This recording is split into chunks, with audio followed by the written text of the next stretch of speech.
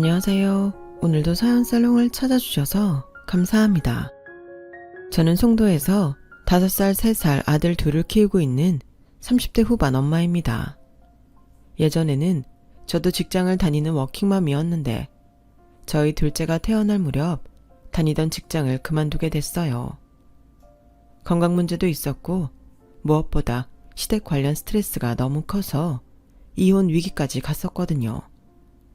그때는 세상에 뭐 이런 경우가 다 있나 어이없고 화만 나서 우울함도 많았는데 남편과 아이들 때문에 마음을 고쳐먹고 지금은 그럭저럭 남편까지 포함해 남자 셋을 호령하며 큰 소리치고 살고 있답니다. 시어머니는 좀 특이한 분이었어요. 물론 그때는 그걸 인지하지는 못했죠. 그저 다른 시어머니와는 다른 분이구나. 조금 특이하지만 자기 주관이 뚜렷하시구나 정도로만 생각했었는데 이게 알고 보니 전부 사기였어요. 여기서 황당한 건 당한 사람이 저 하나가 아니라는 건데요. 남편은 물론이고 시누이와 시아버님까지 전부 시어머니한테 20년 가까이 속고 살았어요. 여러분은 믿기시나요? 20년 동안 함께한 가족에게 속고 살았다는 걸요. 그래서 그 충격으로 저는 이혼까지 하려고 했었는데 그러다 남편도 무슨 죄인가 싶고 아직 어린 애들 생각해서 마음을 돌렸죠. 지금 생각하면 그래도 그때 이혼하지 않아서 다행이라는 생각해요. 그만큼 저도 남편과 아이들을 너무 사랑하니까요. 그리고 무엇보다 당사자인 시어머니와는 연을 완전히 끊게 되었으니 더는 이혼의 이유도 없었는데요. 그래도 그날의 사건은 후폭풍이 대단했어요. 다른 가족들한테도 엄청난 충격이었으니까요. 그래서 5년이나 지난 지금에서 그 이야기를 한번 곱씹어 보려고 사연을 신청하게 되었는데 황당하고 어이없었던 제 사연을 들어주셨으면 좋겠습니다. 저와 남편은 대학 때 소개로 만나 5년의 연애 끝에 결혼을 약속한 사이였어요. 보통의 연인들처럼 싸우기도 하고 서로가 아니면 죽겠다고 울고 짜기도 하면서 버라이어티하게 5년을 보냈죠. 그리고 30을 코앞에 두고 시댁에 먼저 인사를 갔는데요. 솔직히 5년 동안 남편을 만나면서 시댁을 간 것은 그때가 처음이었어요. 시부모님을 뵙는 것도 처음이었죠. 어쩌다였기는 했지만 밖에서 여동생, 그러니까 신우만 몇 번 본 게 다였어요. 그래서 솔직히 긴장이 좀 되긴 하더군요. 그래도 첫인상이 중요하잖아요. 그런데 그게 다였어요. 다른 것들은 크게 걱정을 안 했거든요. 왜 연애를 오래 하면 알게 모르게 상대방 집안에 대한 얘기를 종종 듣잖아요. 그런데 그때 남편은 조금 걱정되는 얼굴로 이렇게 말했어요. 나는 우리 집에 딱히 큰 불만은 없지만 엄마가 워낙 나 어렸을 때부터 자식이 당연하게 부모 덕 바라면 안 되는 거라고 10원 한 장 보태주지 않은 게 그렇게 서운했어. 대학 입학금 내준 게 마지막이었다니까. 내가 졸업하기까지 대학 등록금 만드느라 고생한 거 자기도 알지? 아직 갚아야 할 학자금 대출도 남았고. 알지. 근데 그건 어머님이 사정이 있어서 그런 게 아닐까? 자식 도와주고 싶지 않은 부모가 세상에 어딨어. 굳이 힘들다는 말을 하기 그러니까 그러신 걸 수도 있잖아. 아니야. 우리 집이 건물이며 아파트, 오피스텔까지 부동산이 얼마나 많은데 거기에 엄마는 자기 물건은 고민도 안 하고 턱턱 산다니까. 명품 가방, 해외여행도 고민하는 거 한 번도 못 봤어. 어머 정말? 자기 어머니 좀 특이하시네? 그럼 동생은? 걔도 마찬가지지. 그래서 미란이도 딸인데 엄마 별로 안 좋아해. 걔도 나처럼 지금 학자금 대출 갖고 있을걸. 대박. 근데 아버님은 어머님이 그러시는 거 가지고 뭐라고 안 하셔? 같은 생각이신가? 뭐 그런 거겠지. 엄마가 옆에서 말하면 옆에서 뭐라고 한 적도 없었으니까. 우리 아빠가 워낙 집안일에 관심도 없고 1부터 10까지 다 엄마한테 맡겼으니까 자기는 신경 안 쓰는 거지. 집이 어려운 것도 아닌데 자기나 동생이나 좀 서운하긴 했겠다. 너무하긴 하셨네. 말도 마. 난 우리 집인데도 어떨 때는 남의 집처럼 느껴진다니까. 그래서 아마 내 예상대로라면 우리 결혼한다고 해도 돈 한 푼 보태주지 않으실 거야. 그건 자기한테 미리 말해야 할 것 같아서 자기도 기분 나쁠 수 있잖아. 그래? 결혼 비용까지 안 주신다고? 저는 그 당시 남편한테 그 말을 듣고 속으로 에이 설마 라고 생각했어요. 다른 건 몰라도 자식 혼사고 사돈네가 있는데 그러실 수 있을까 싶었거든요. 그런데 제가 인사를 갔을 때 남편의 말은 정말이었어요. 예진이라고 했지? 반가워. 내가 우리 아들 여자친구 얼굴 진짜 보고 싶었는데 이제야 보네. 말 편하게 해도 되지? 어차피 한 식구 될 사이인데. 예진이 너 우리 집에 시집 오기로 한 거 진짜 로또 맞은 거야. 들었는지 모르겠지만 우리 집이 부동산으로 돈 좀 있는 집이거든. 근데 니들 결혼할 때는 돈 한 푼도 안 해줄 생각이다. 처음부터 부모한테 의지해 버릇하면 안 되는 거잖아. 돈 귀한 줄 모르고. 나도 그랬어.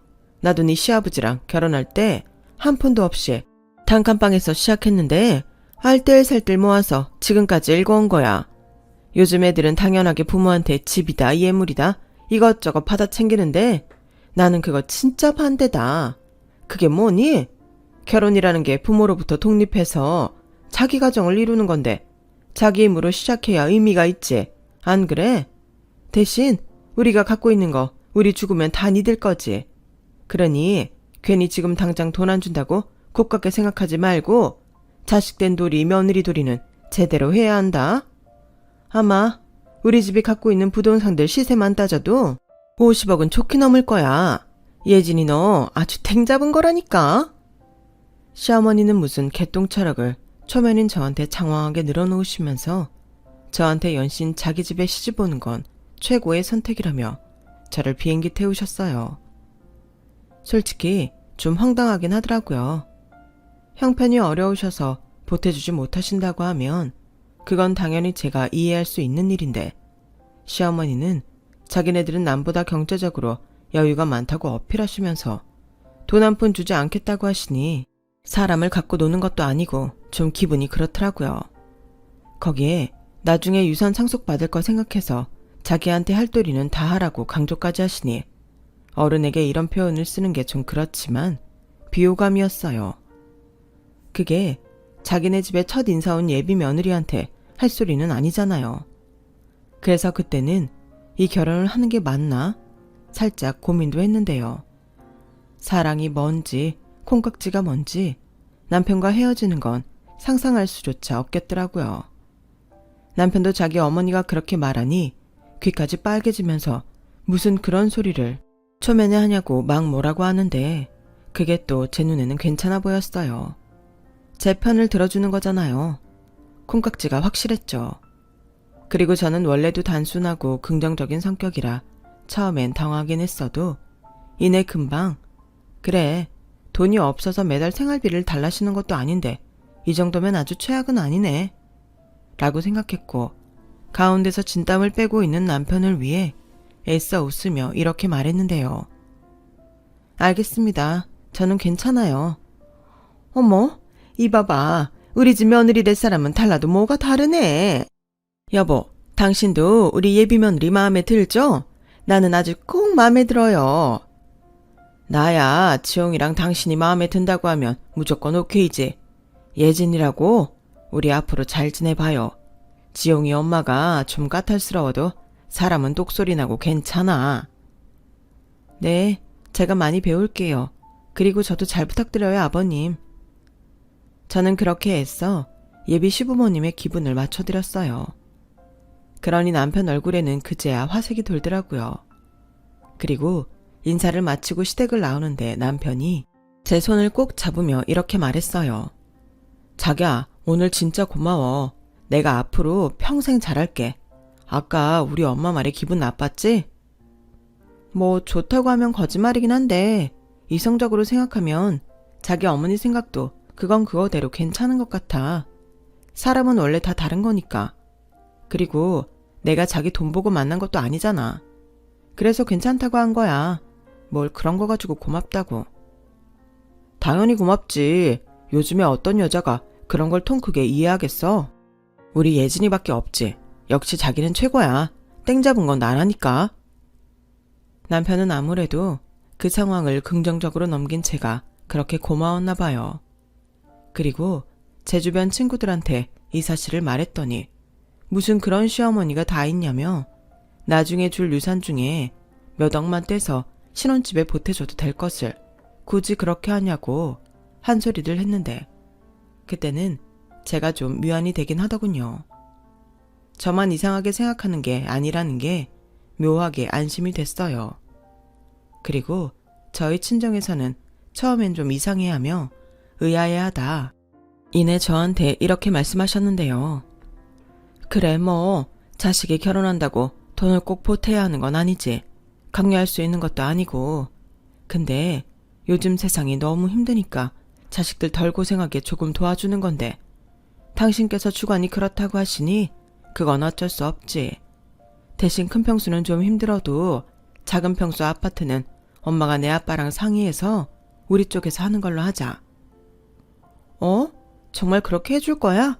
작은 평수라도 아파트는 아파트잖아. 비쌀 텐데. 그래도 남들 다 부모 도움 받아서 시작하는데 니들만 맨 땅에 헤딩하게 둘 순 없잖아. 우리 집에서는 그래도 네가 첫 혼사인데 그냥 이렇게라도 하자. 니들 안 그래도 오래 만났는데 괜히 이런 일로 속 끓일 거 없잖아. 저는 저희 엄마 말에 너무 감사했어요. 솔직히 예비시댁에서 돈 한 푼 받지 못하는 거면 저희 집에서도 돈 한 푼 받지 않아야 공평하다고 생각했는데 그러면 저희가 너무 없이 시작해야 하니 그게 막막하던 차라 엄마의 말이 가뭄의 단비처럼 느껴졌죠. 저희 친정은 시댁처럼 부동산 부자는 아니었지만 그래도 아빠가 친가 유산을 꽤 많이 상속받아 여유가 없진 않았어요. 그래서 저희 아빠도 동의하셔서 친정에서 작은 평수 아파트를 마련해 주시기로 하셨는데 그 사실을 안 시어머님이 아주 정색을 하시며 난리도 아니시더군요. 무조건 받으면 안 된다고 그러면 자신의 가치관에 어긋난다며 남편을 그렇게 잡았다고 했는데요. 결국 제가 화가 나서 양과 똑같이 도움받지 말자고 했고 저희는 시어머니 바람대로 전세자금 대출 받아서 신혼집을 구했어요. 솔직히 당신들한테 사달라는 것도 아니고 저희 부모님이 원하셔서 해주겠다고 하시는 건데 사돈한테까지 자기 기준을 강요하는 시어머니의 태도에 기분이 좋지 않았어요. 그리고 결혼 후에야 시어머니의 진짜 속내를 알 수 있었는데요. 예, 내가 지금에서야 말하는 건데 생각해봐라. 우리 집에서는 10원 한 장 해주지 않는데 니네 친정에서 집을 사준다고 그걸 홀랑 받으면 사람들이 우리를 뭘로 알겠어? 막말로 우리가 못 사는 집도 아닌데 괜히 여러 사람 입방아에 오를 일 뭐하러 만드냐고. 게다가 사준다고 했던 아파트도 작은 거라며. 그럼 괜히 코딱지만한 거 하나 해줬다고 니네 집에서 우리를 또 얼마나 무시할 거야. 나는 그 꼴은 못 본다. 내가 다 생각이 있고 기준이 있어서 그런 건데. 아무튼 너 너무 서운해하지 말고 우리 살아있는 동안은 착실하게 돈 무서운 줄 알고 아끼면서 살아. 우리 죽으면 넌 유산으로 돈방석에 앉는 건데 그 정도는 양심상 해야지. 안 그러니? 아, 그놈의 유산 타령. 저는 도무지 시어머니의 의중을 알 수 없었어요. 그저 자기 체면 망가지는 게 싫어서 저희 부모님도 아무것도 하지 말라는 거잖아요. 그 어디에도 저희를 생각하는 마음이 없어 보였어요. 그래서 걸핏하면 유산 운운하면서 재산세 같은 세금을 내야 하는데 당장 현금이 없으시다며 어차피 물려받을 재산에 나오는 세금이니 대신 내라고 500만 원에서 많게는 1000만 원도 요구하셨어요. 그뿐만이 아니었죠. 당신이 친구들이랑 여행을 가는데 용돈 겸 경비 겸 300만 원을 달라시는 거예요. 너무 황당했죠. 300만 원이 턱턱 내드릴 수 있는 소액이 아니잖아요. 어머니, 300만 원이요? 도대체 어딜 가시길래 혼자 가시면서 그렇게나 들어요? 그리고 아시겠지만 저희 돈 없어요. 전세자금 대출이랑 카드값 매달 나가는데 그런 여유는 당연히 없죠. 지난번에 세금 내실 돈도 없으시다고 현금도 100만 원 가져가셨잖아요. 아니 그야 그 돈은 어차피 너희가 물려받을 재산이니까 조금 도움을 받을 수도 있는 거고 그리고 친구들 다 자식들한테 돈 받아서 여행 가는데 그럼 나만 모냥 빠지게 내 돈으로 가냐? 넌 내 체면을 정말 생각하지 않는구나. 그깟 300만 원이 뭐가 많다고. 나중에 나 죽으면 몇십억씩 받아 챙길 것들이. 죄송해요. 부동산 부자이신 어머님한테는 그깟 300만 원이지만 저희는 한 달 생활비보다도 큰 돈이라서요. 한 20만 원 정도면 드릴 수 있는데 300만 원은 정말 무리예요. 저는 최대한 제 입장을 설명했어요. 하지만 시어머니는 서운하다며 제 말을 들을 생각도 안 하셨고 급기야 남편한테 전화해서 제 흉을 그렇게 보시며 난리를 치셨다는데 그때는 남편도 화가 나서 대판 싸웠다고 하더군요. 그래서 그날 이후 저와 남편은 한마음으로 시댁에 가지 않았어요. 명절에도요. 그랬더니 시어머님이 먼저 연락해서는 그때는 자기도 너무 서운해서 그랬다며 화해를 시도하셨고 어른이 먼저 굽히고 들어오니 저희가 버티는 것도 아닌 것 같아서 그때는 저희도 그 정도에서 멈췄어요. 그리고 그 일이 있던 덕에 결혼하고 2년 가까이는 별다른 일이 없었는데요. 가끔 유산 타령을 하시긴 했지만 그것도 그냥 한쪽 귀로 듣고 흘려버리니 큰 스트레스는 아니었어요. 당장 주시겠다는 것도 아니고 그걸로 끌려다닐 일은 없었으니까요. 그러다 제가 임신을 하게 되었어요. 마침 전세 계약도 끝나서 연장을 할지 이사를 갈지 고민을 해야 하는 시기에 친정아빠가 먼저 이번에야말로 집을 해주시겠다고 하시더군요. 당연히 저와 남편은 괜찮다고 했어요. 시어머니 때문에 받기도 좀 그랬으니까요. 아빠, 괜찮아. 그리고 이번에도 시어머님이 뭐라고 하실 건데 굳이 왜 돈 써가면서 안 좋은 소리를 들을 필요 없잖아.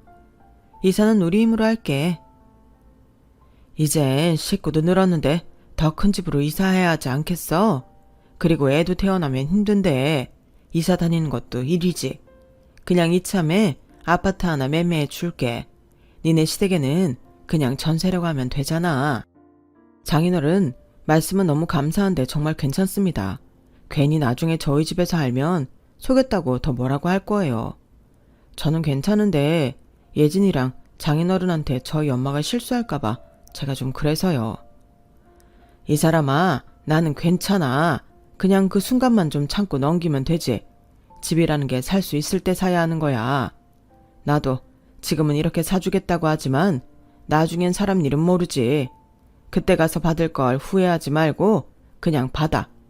내가 결혼할 때 한 푼도 못 해준 게 한이라서 그래. 저희 친정아빠는 손주가 곧 생긴다는 생각에 이번만큼은 단호하셨어요. 그러면서 아파트는 나중에 시세가 더 오르기 때문에 살려면 지금 사야 한다며 이미 받은 곳도 있다고 하셨는데 그때는 저도 사람인지라 욕심이 나더라고요. 곧 아이도 태어날 텐데 부모라면 당연히 조금 더 나은 환경에서 아이를 키우고 싶잖아요. 게다가 저희 부모님이 봐둔 아파트가 친정과 꽤 가까운 곳이라 더 마음이 끌렸는데 그렇게 저희 부부는 친정의 도움을 받아 아파트를 얻게 되었어요. 물론 명의는 제 앞으로 해주셨죠.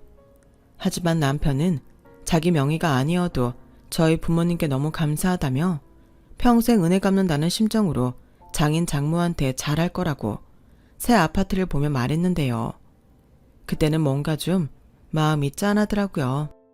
시부모님은 뭐 하나라도 해줄 생각이 없는데 저희 집에서는 자꾸만 뭐라도 해주려고 하니 그 마음이 저보다도 더 크게 다가갔던 모양이었어요.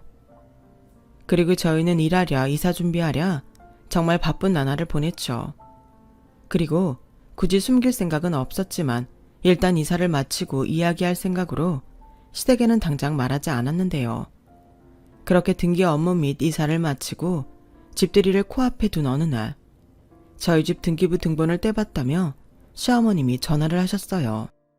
야, 내가 지금 니네 집 주소로 등기부 등본을 떼봤거든? 근데 이게 왜 소유자가 네 이름이 나오니? 너 이사간 그 아파트 전세 아니고 산 거니? 게다가 융자도 없는 거 봐서는 대출도 없는 거야? 아, 네. 곧 말씀드리려고 했는데 저 이번에 이사 온 집은 저희 친정에서 사주셨어요. 곧 있으면 손주도 태어나는데 빚 갚고 이사 다니면 힘들지 않겠냐고 하셔서. 예, 너는 그런 일이 있으면 당연히 우리랑 상의를 해야지. 네 마음대로 홀랑 받으면 어떡하니? 네가 생각이 있어서 그런 건데 왜 나를 이상한 사람을 만들어? 내가 전에도 말했지? 우리가 돈이 없어서 못 주는 것도 아닌데 어쩜 니네 부모님은 그렇게 사돈 배려가 없으시냐? 누가 보면 친아들 아니라서 돈도 안 쓰려고 한다고 하겠다. 어머니, 아무도 그런 거 신경 쓰지 않아요. 그리고 굳이 미리 말씀드리지 않은 것도 이러실까봐 그런 건데 그냥 이번은 넘어가 주세요. 저희도 능력이 되면 당연히 어머니 말처럼 도움 안 받고 싶죠. 저도 저희 부모님 돈 당연하게 생각하지 않아요. 근데 지금은 뱃속에 애도 있고 저희가 너무 힘들어서 그래요. 알았다. 뭐 이미 서류 작업까지 끝났는데 내가 이 이상 뭐라고 하겠니?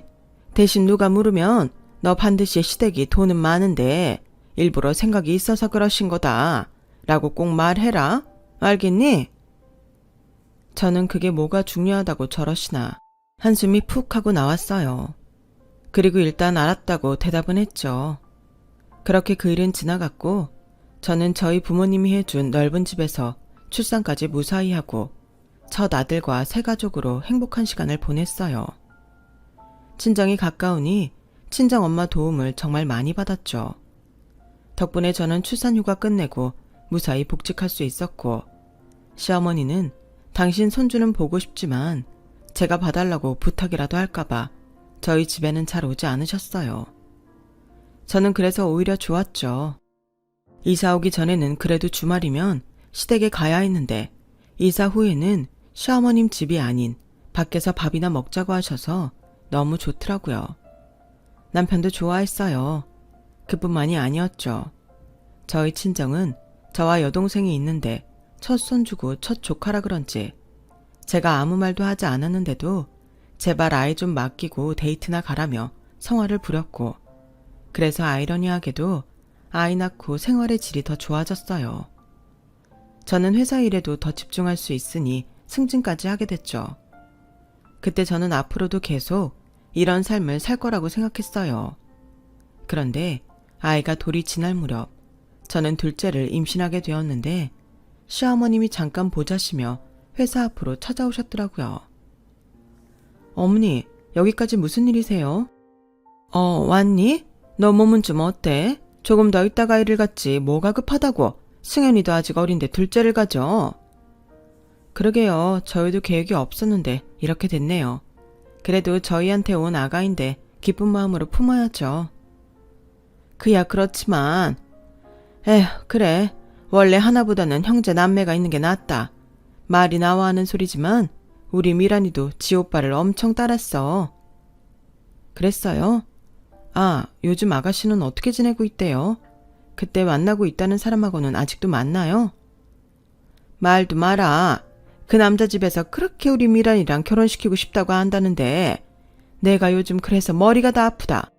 미란이 지금 살고 있는 원룸 계약이 3달 뒤에 끝나거든.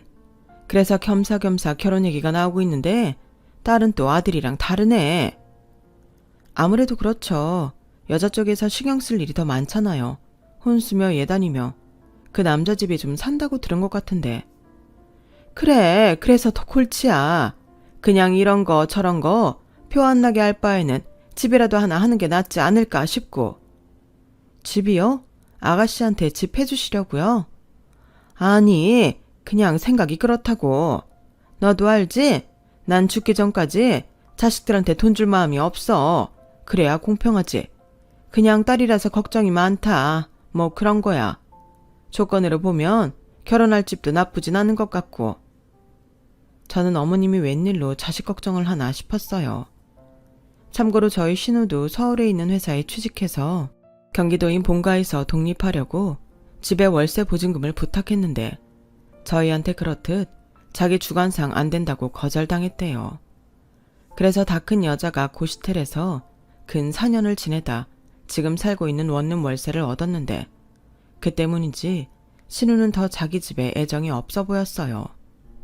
어버이날이나 명절 생신에는 10만 원 이상 용돈 드린 적도 없고요. 그래도 고실텔과 원룸 월세 살면서 악착같이 적금이다 펀드다 해서 돈을 꽤 모았다고 했는데 그래도 서울은 물가가 비싸니 어려움이 많긴 하나 보더라고요. 그래도 아가씨가 워낙 야무지니까 알아서 잘할 거예요. 지금까지도 잘해왔잖아요. 그래도 저 혼자 어쩌겠어. 내가 딸 자식 떼어놓고 사느라 속이 시커멓게 다 탔는데 이젠 시집 보낼 생각을 하니 걱정이 이만저만이 아니다. 내가 그동안은 표현하지 않았지만 미란이 걔 생각만 하면 가슴에 돌덩이가 든 것처럼 마음이 무거워. 저는 시어머니의 말을 듣고 그래도 딸이라고 생각하는 마음이 다르신가 했어요. 정말 의외라고 생각했죠. 하지만 여전히 이해는 가지 않았어요. 그렇게 딸 걱정이 이만저만이 아닌데 왜 위험하게 고시텔에 살게 했을까요? 그것부터가 말이 안 된다고 생각했어요. 저도 잠깐이지만 서울로 회사를 다닐 때 저희 부모님이 여자 혼자 살기 위험하다며 오피스텔 전세 보증금 해주셔서 거기서 생활한 적이 있었어요. 그래서 시어머니의 말이 묘하게 이상하더라고요. 시어머니 말대로 돈이 없는 집이 아니잖아요. 그래서 저도 모르게 속갯말이 입 밖으로 튀어나오고 말았죠. 어머니, 그렇게 아가씨가 정 걱정이 되시면 어머님이랑 아버님이 아가씨 좀 도와주세요. 어차피 없어지는 돈도 아닌데 갖고 계신 부동산 하나만 정리해도 그럴 여유는 충분하시잖아요. 뭐? 우리더러 미란이를 도와주라고? 예, 내 사전에 그런 일은 없다. 지가 벌어서 지 앞가림해야지. 어디서 다 큰 자식이 부모한테 손을 내밀어. 그럴 거였으면 니들 결혼할 때도 떡하니 지금 사는 집보다 더 좋은 집 해줬지. 저는 속으로 그럼 어쩌라고? 라고 생각했어요.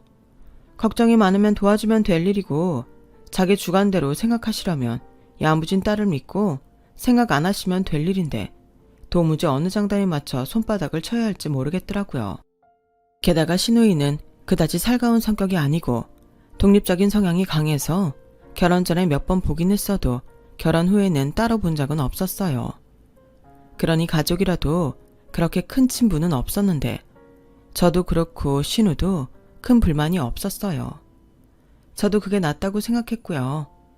어느 정도 거리를 유지하는 편이 서로 감정을 상할 일이 없다고 생각했는데 시어머니는 애교도 없고 살갑지 않은 당신 딸에게 서운한 게 이만저만이 아니라고 하더군요. 내가 내 얼굴에 침 뱉는 것 같아서 말은 안 했지만 미란이 걔가 나한테 뭐 해준 게 있니? 다른 집 딸들은 자기가 먼저 엄마를 그렇게 챙긴다고 하던데 화장품이다 옷이다 죄다 사다 나르기 바쁘다고 내 친구들이 얼마나 자랑을 하는 줄 알아? 휴가 받으면 같이 놀러 가자고 쟤들이 다 알아서 예약하고 그런다는데 우리 딸은 생전 그런 센스가 없잖아. 나 먹으라고 빵 쪼가리 하나 사오는 법이 없다니까. 그냥 무슨 세금 내듯이 의무처럼 겨우 10만 원 주는데 나 정말 불만 많다. 그래도 지 낳아서 키워준 애민데. 그리고 그때는 시어머니한테도 살짝 짜증이 났어요. 자식들한테 그렇게 매정하게 굴면서 당신은 바라는 게 뭐가 그렇게 많은지 시누이가 오죽했을까 싶었어요. 거기에 안 도와줄 거면 돈 있다는 소리나 하지 말지. 왜 사람 약을 올리는 걸까요? 그래서 그 뒤로 저는 그냥 시어머니의 말만 들을 뿐 아무 말도 하지 않았는데요. 그래서 그런지 분명 용건이 있어 보였는데 그냥 가셨어요. 결과적으로 자기 딸 걱정과 험담만 하시고 가신 거죠. 저는 그러거나 말거나 했어요. 그리고 집에 와서 남편한테 낮에 시어머니가 오신 일을 말했죠. 그랬더니 엄마도 참 이상해. 미란이 걔가 괜히 그러나? 걔가 집에 맺힌 게 좀 많아. 원래 미술하고 싶어 했거든. 학교에서 재능이 아깝다고 조금 더 준비해서 미대 보내라고 했는데 엄마가 다 한통속으로 자기 돈 쓰게 하려고 그런다고 딱 잘라버렸어. 그때 미란이 걔가 울면서 어른 되면 갚겠다고 딱 대학 입학금까지만 해달라고 빌었는데 엄마가 나중은 없는 거라고 매정하게 잘라버렸어. 걔 그래서 집에 더 정이 없는 거야. 난 내 동생 이해해. 아마 시집가면 더 할걸. 라고 남편이 신우 편을 들며 말을 하는데 저는 신우한테 그런 사정이 있는 줄은 그때 처음 알았어요. 그리고 저도 신우의 마음이 100번 1000번 이해가 가더라고요. 돈이 없어서 못 보내주는 거라면 가슴 아픈 일이지만 돈도 많다면서 자식이 하고 싶은 일을 못하게 한다는 게 계모도 아니고 말이 안 되잖아요. 저는 그 순간만큼은 마치 제 일처럼 화가 났어요. 신우가 너무 불쌍하게 느껴졌거든요. 물론 지금은 직장 다니면서 나름 만족하며 지내고 있는 것처럼 보이지만 신우의 그 서운함이 어디로 갔을까? 매달 10만 원씩 주는 것도 대단하다는 생각이 들더군요. 저라면 그것도 안 주고 싶을 것 같았어요. 거기에 나중은 없다고 자기 자식한테 말했다고 하시면서 왜 저한테는 나중에 자기 유산 받으면 돈방석에 앉을 거라는 나중을 생각해서 자기한테 잘하라고 하시는 건지 내로남불이 따로 없었죠. 그러니 원래도 없던 정이 더 뚝 떨어졌고 그냥 인간적으로 시어머니와는 거리를 두고 싶었는데 며칠 뒤 이번에는 시어머님이 전화를 하셨어요. 이번에도 마찬가지로 자기가 딸이 너무 걱정이라며 운을 떼시더군요. 이쯤이면 저한테 뭘 바라시는 게 있다고 저는 판단해서 더 촉각을 세우고 전화통화를 했는데 드디어 시어머님이 당신의 검은 속내를 드러내시더군요.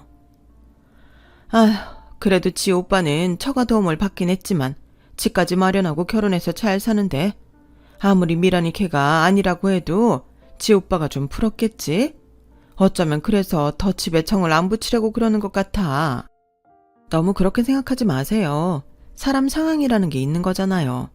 딸이라고 뭐 다 살갑고 그러나요? 그래도 아가씨는 야무져서 잘 살 거예요. 예비 신랑도 괜찮은 사람이라면서요. 회계사라고 했던가? 그야 그렇지만 그래도 나는 걱정이 많지. 어제 미란이가 그러는데 그 집에서 신혼집을 글쎄 반반씩 하자고 했단다. 서울 집값이 뭐 반이라고 해도 얼마인데. 아, 하긴 그건 그렇죠. 그럼 그렇게 걱정되시면 어머니 좀 도와주세요. 다른 사람도 아니고 딸인데. 저는 남편한테 들은 것도 있고 해서 또다시 제 마음의 소리가 입 밖으로 나갔어요.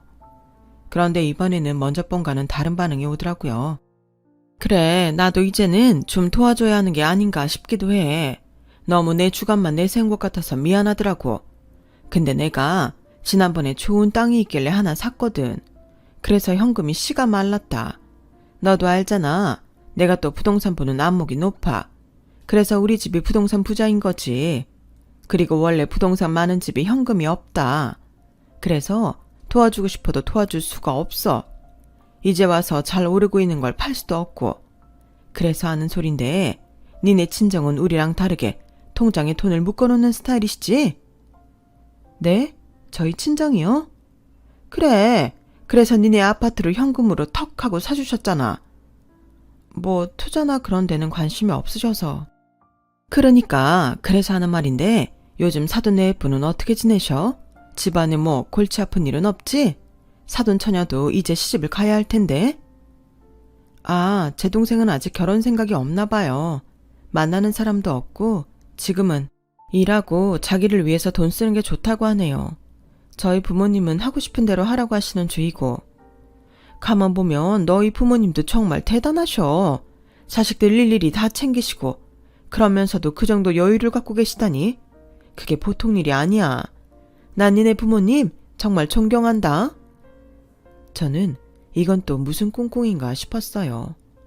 결혼하고 저희 부모님에 대해 좋게 말씀하시는 거 들은 적 없거든요.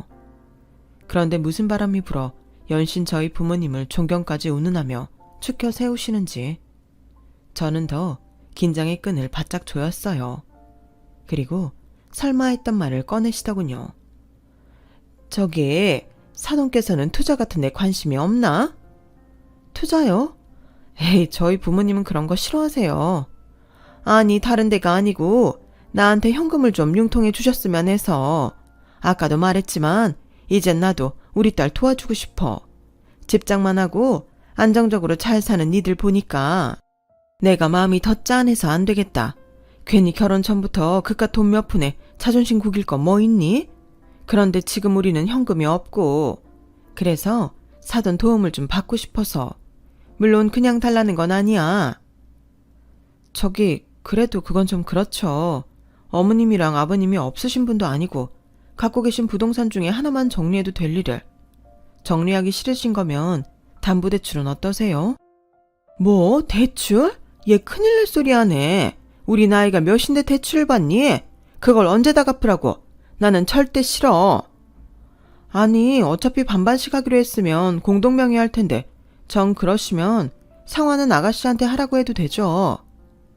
아니, 그러지 말고 네가 좋게 중간에서 네 부모님한테 말 좀 잘해줘라. 너도 알잖아. 나중에 우리 재산이 다 너희한테 갈 거라는 거. 그럼 나중에 거기서 네가 해결해드리면 되잖아. 그때는 이자까지 팍팍 쳐서 더 드려도 된다. 이만하면 남는 투자 아니니? 네? 아니 어떻게 사돈한테 그런 부탁을 하실 생각을 하세요? 저도 싫어요.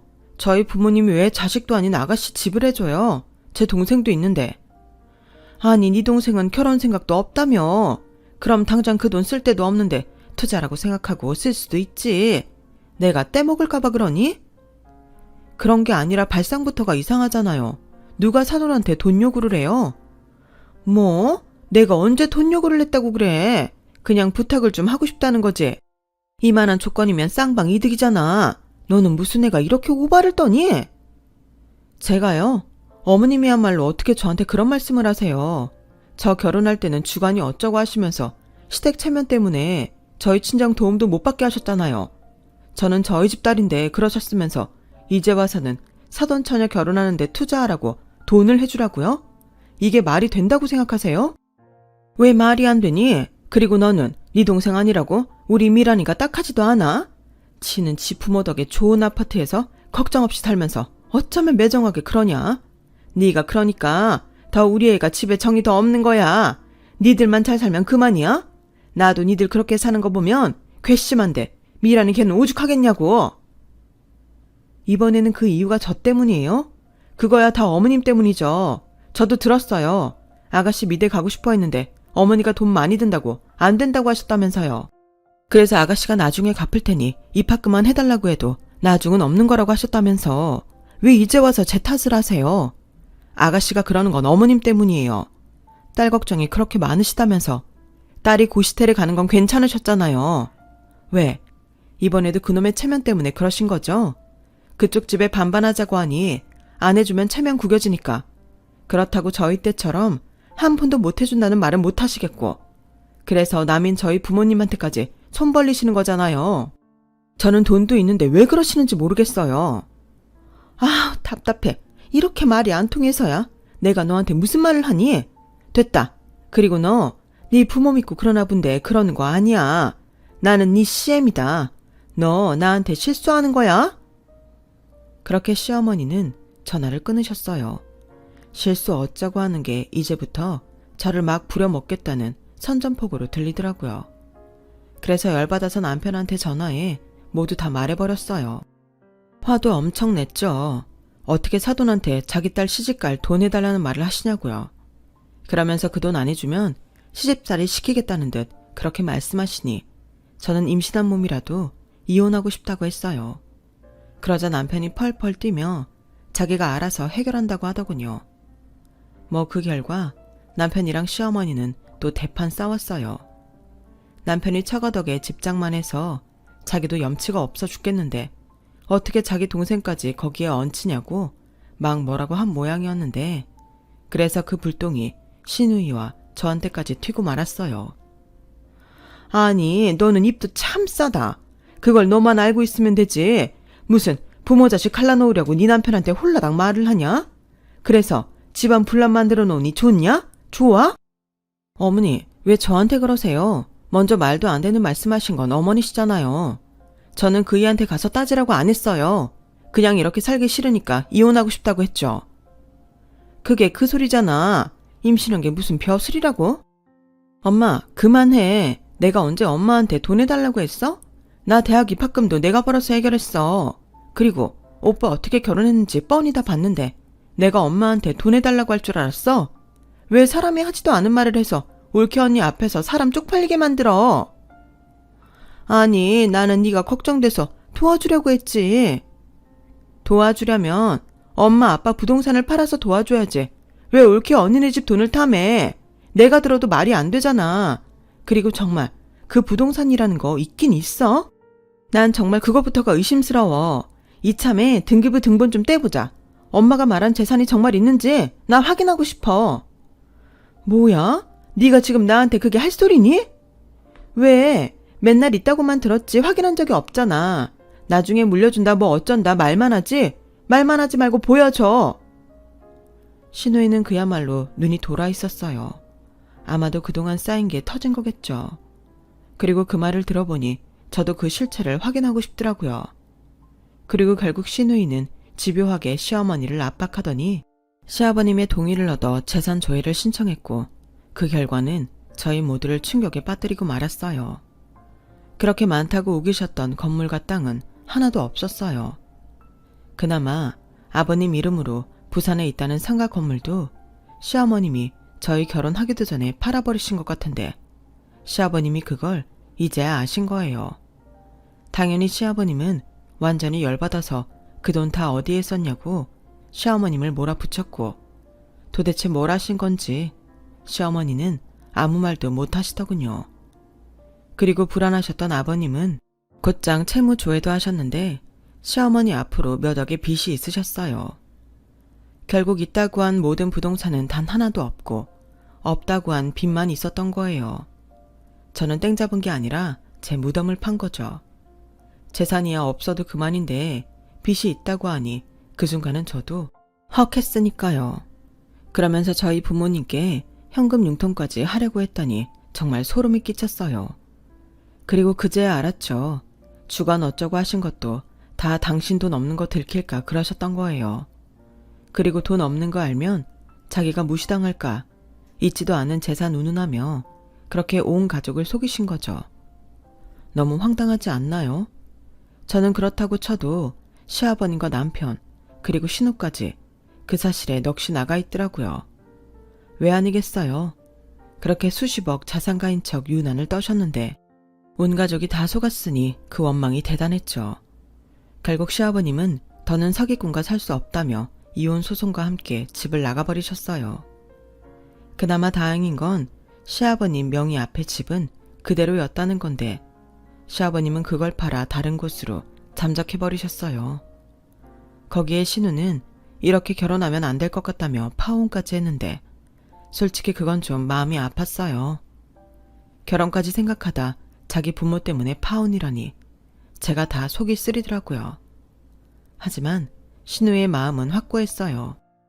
자기는 대등하게 결혼하고 싶은데 괜히 예비시댁에 이 일로 책 잡히고 싶지 않다며 나중에 결혼을 하더라도 자기 힘으로 하겠다고 하더군요. 그렇게 저희 시댁은 시어머니의 초대형 거짓말로 완전히 산산조각이 났어요. 시아버님은 지금도 어디서 무얼 하는지 알지도 못하고 시누이와는 더 멀어졌죠. 그 와중에 저는 스트레스를 많이 받아서 그런지 몸이 안 좋아졌고 힘들게 아이를 출산했는데요. 하마터면 저도 아이도 위험할 뻔했어요. 제가 임신 중독으로 거의 깨어나지 못했거든요. 거기에 둘째 아들도 태어나자 자기가 호흡을 하지 못해 난리였는데 그래서 남편이 제가 깨어날 때까지 매일 울면서 지냈다고 하더군요. 이제 자기한테는 저랑 아이들밖에 없다면서 그렇게 매일 울었다고 했어요. 오죽하면 제 동생이 저보다도 자기 형부가 잘못될까봐 무서웠다고 하는데 아마 집안에 그 일이 있고 난 후라 남편이 더 그랬던 게 아닐까 싶었죠. 그리고 저희 부모님도 모든 사실을 다 아시고는 저희 남편을 더 챙기려 하셨는데 어째 그러면 그럴수록 남편의 마음은 더 공허해져만 갔다고 했어요.